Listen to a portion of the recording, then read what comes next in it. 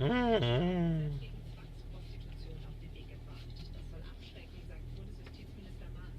Erstmal hat das Strafrecht auch eine präventive Wirkung. Das heißt, wir treffen als Staat eine Grundentscheidung, dass wir sowas nicht akzeptieren und auch nicht tolerieren. Ob das funktionieren wird, gleich sprechen wir drüber. Im Stand der Dinge.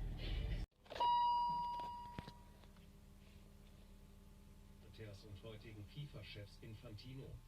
Er soll im Jahr 2006 als Direktor der UEFA-Rechtsabteilung Verträge mit dem Unternehmen Cross-Trading unterzeichnet haben. Deren Eigentümer waren zwei der heutigen Angeklagten im FIFA-Skandal.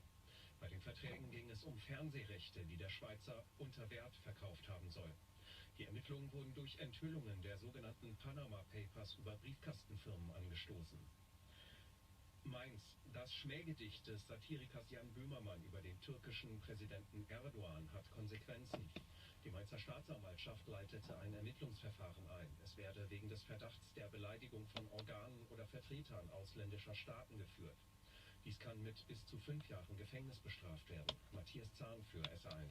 Damit es zu einer Anklage und einem Prozess kommen kann, müsste allerdings der türkische Staat einen Antrag auf Strafverfolgung stellen und die Bundesregierung diesem zustimmen. Grundsätzlich ist das Gedicht wohl juristisch angreifbar. Das Auswärtige Amt kommt nach einem Zeitungsbericht zu dem Schluss, höchstwahrscheinlich hat sich Böhmermann strafbar gemacht. Die Frage ist jetzt, ob der türkische Präsident eine Strafverfolgung gegen den ZDF-Moderator beantragt. Das gilt aber als unwahrscheinlich, weil Kanzlerin Merkel das Gedicht in einem Telefonat mit dem türkischen Ministerpräsidenten Davutoglu und dann auch öffentlich als bewusst verletzend kritisiert hatte. Brüssel. Die EU-Kommission hat 2 Vorschläge zur Reform des europäischen Asylsystems vorgelegt.